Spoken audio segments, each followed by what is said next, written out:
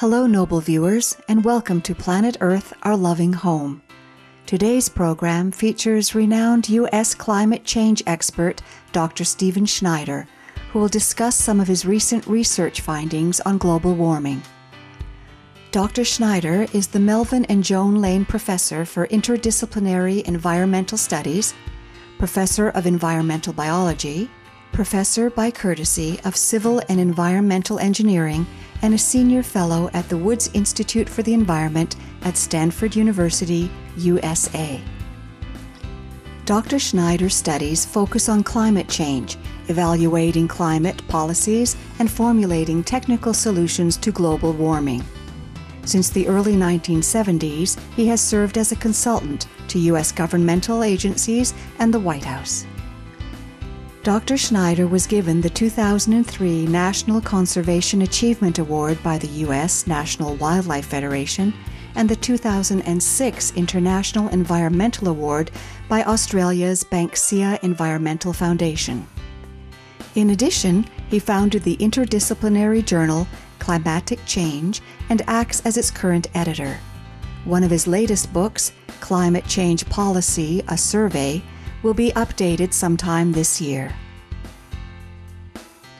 Given his expertise in the area, Dr. Schneider was selected as the coordinating lead author for the Fourth Assessment Report, AR4, of the 2007 Nobel Peace Prize-winning Intergovernmental Panel on Climate Change, IPCC. He now explains how Earth is on the brink of more perilous climate change-related events from just a small rise in global temperature. You recently co-authored a report concluding that even small increases in mean global temperature is likely to have far more serious consequences than the IPCC projected in 2007. Can you describe for our audience the research that went into this report and what its findings and conclusions were? Well, a number of colleagues who were involved with the IPCC and I worked together to try to put together into one figure that summarizes everything, the range of potential impacts of human activities on climate and how that would then go downstream and affect agriculture and water supply and ecosystems and species and coastlines and indigenous cultures and fires and a wide range of questions. Now, we based that paper, even though it came out 2 years later than the IPCC report did in 2007, on the science that was summarized in IPCC. What was new in that paper was this figure, which we call the burning embers. And what it does is it's a judgment of the authors to when there's an accumulation of evidence which suggests what level of warming could present dangerous outcomes.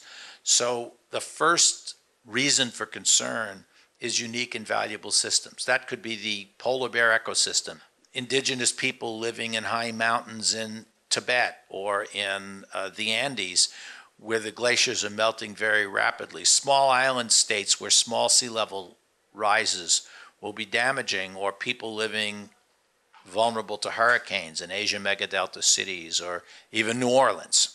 So those are the first people to feel climatic change. And we used to believe that the Earth could warm up another degree or two before they would be deeply threatened. But Hurricane Katrina, the Myanmar event, and the European heat wave and a number of factors in the last 5 years have convinced us that the situation is more dangerous than we used to think, and that maybe only another 0.5 to 1 degree of warming could trigger quite a large number of risks to people. The great number of severe natural disasters in recent years has caused scientists to rethink their calculations about Earth's temperature and the tipping point for climate change.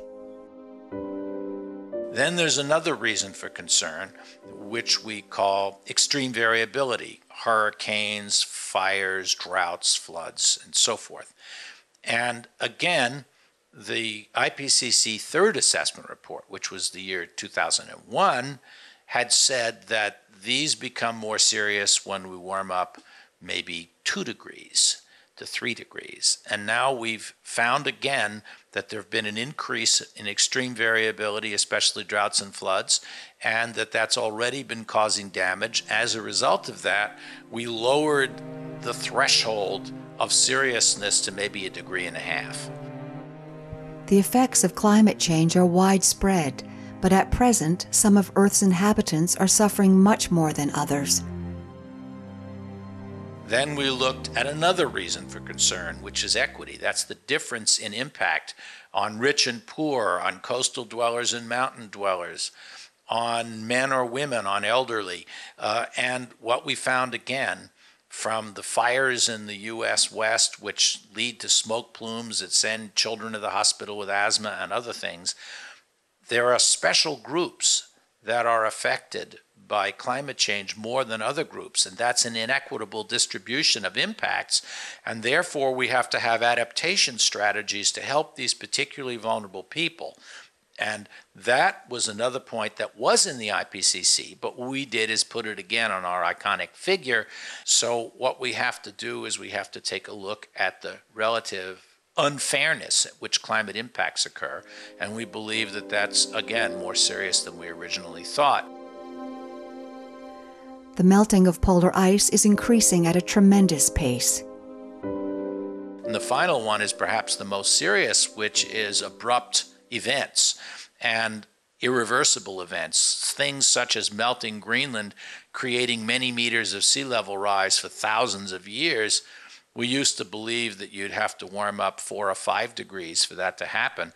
Now, in the last 10 years, Greenland has been melting so much faster than anybody's theories had predicted, and parts of West Antarctica are coming apart, that people are beginning to think it is even possible that at 2 degrees, we could see very significant likelihood of deglaciating Greenland and other components like that. So we again lowered the threshold from about 5 down to more like 2.5. When we return, Dr. Schneider will continue discussing the dangerous melting occurring at the poles. Please stay tuned to Supreme Master Television.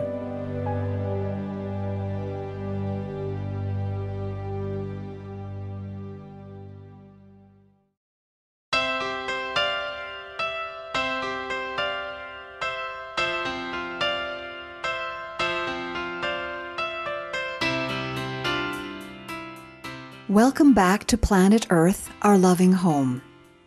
Dr. Stephen Schneider, Professor of Interdisciplinary Environmental Studies at Stanford University and coordinating lead author of the 4th Assessment Report of the Intergovernmental Panel on Climate Change, is discussing his recent research on the state of global climate change since the release of the highly influential 2007 Intergovernmental Panel of Climate Change Report.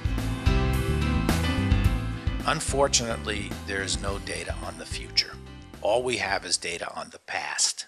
So what we do is we look at the history of climate, and we find that 125,000 years ago, when temperatures around the world were 1 to 2 degrees at most warmer, that the sea levels were 4 to 6 meters higher. Now, how did that happen? Because most of Greenland and probably part of West Antarctica, and that's not the big Antarctic ice sheet, but the west part, which sticks out north and is much more vulnerable to warming, we're missing. So if we warm up 1 or 2 degrees, which is very likely, we're likely to warm up quite a bit more if business as usual continues and we continue to use the atmosphere as a free sewer to dump our tailpipe and smokestack wastes. But if we continue to do that, then we were going to cross a 1 or 2 degree warming sometime in the middle of this century. Would that mean that we're now committed to many meters of sea level rise? Probably. So we have argued that one has to work very hard to try to keep the warming under 2 degrees so that we have a much lower probability of reaching these dangerous tipping points in which you lose the coral reefs and you start getting many meters of sea level rise and irreversibly change the future.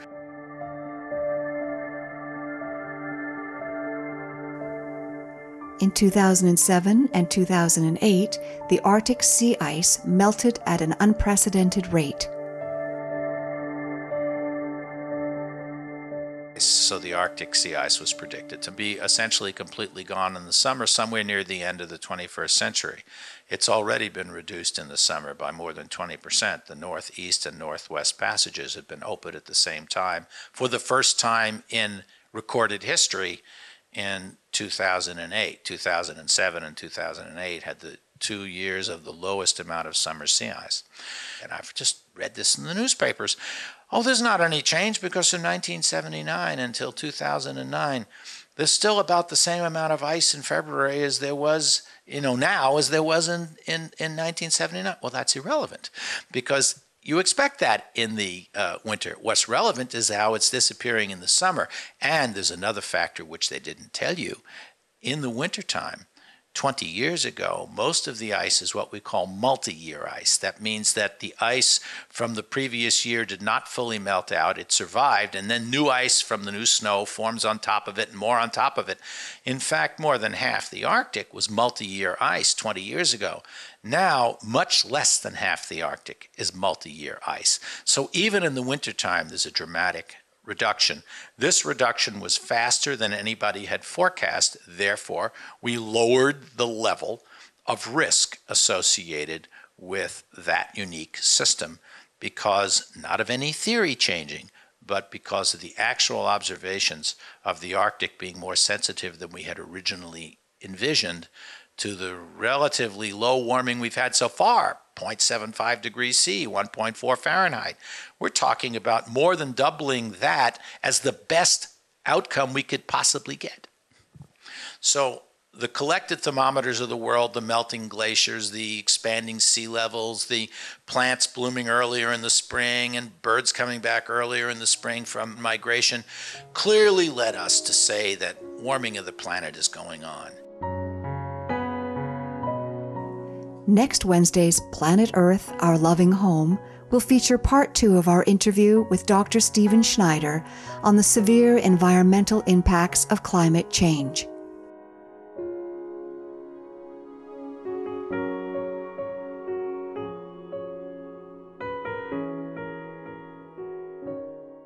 Thank you for joining us on today's edition of Planet Earth, Our Loving Home.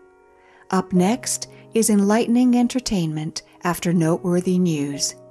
May you have a peaceful, tranquil day filled with abundant love and light from heaven.